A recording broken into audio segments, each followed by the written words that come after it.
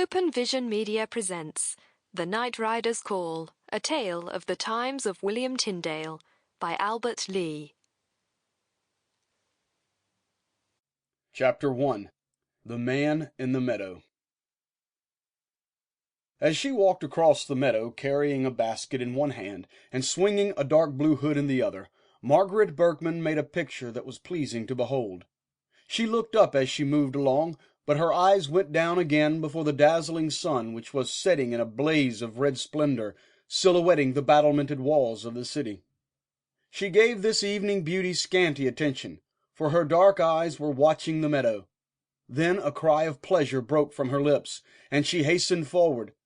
But before she had gone far, her face filled with disappointment, and she stopped abruptly. "I thought it was Herman," she exclaimed. She watched a man who was walking wearily. He looked dusty and wayworn, and the movement on the beaten path seemed to be toilsome and painful. She thought he must have traveled far, for he carried a heavy-looking wallet on his back, and the staff in his hand was used as though it was real labor to go forward.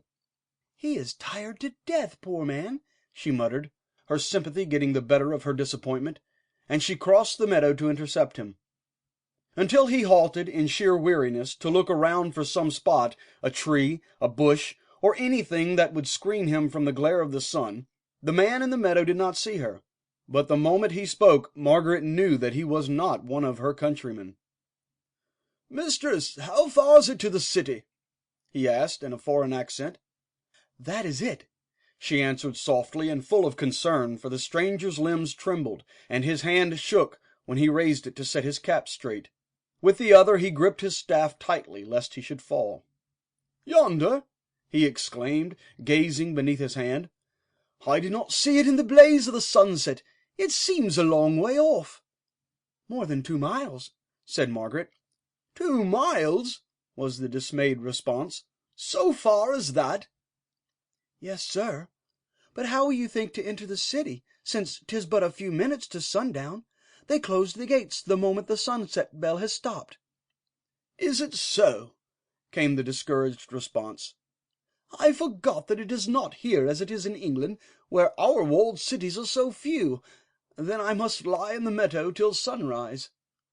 "You could enter if you had a pass," said Margaret, who was concerned for the stranger, for in spite of his wallet and the travel stains, she saw that he was no common wanderer. "But I have no pass." The stranger and the girl, standing in silence while the slanting sunlight was sending long shadows over the grass, looked around for some place, a hut or a barn, or anything where a man who was tired could lie down and sleep, but there was nothing of that sort in view, and no village far or near. "There is no place that I can see," said Margaret, who had never noticed how empty the fields were of houses until now, when they were so badly needed. "Ah, well, I may not complain," the stranger muttered. "Why should I? Even the dear Lord saw many a sun go down and had nowhere to lay his head." He spoke more to himself, as if forgetful that the girl was near, until she moved. "I will sit down under the chestnut tree and take my chance, unless your home is anywhere outside the city walls." "I live in the city, sir, but they know me, and I have a permit to get in after the gates are shut," said Margaret. "And yet I am so sorry for you," she went on softly. "If I only knew where I might find some food, I would not care," the stranger said, gazing around him, his hand above his eyes. A low call came while he was speaking, like the sweet note of the last evening bird. It travelled over the meadow from the river, and Margaret looked up quickly. Her dark eyes flashed, and her lips parted with pleasure. Then she sent back an answering cry, full of soft, rich music.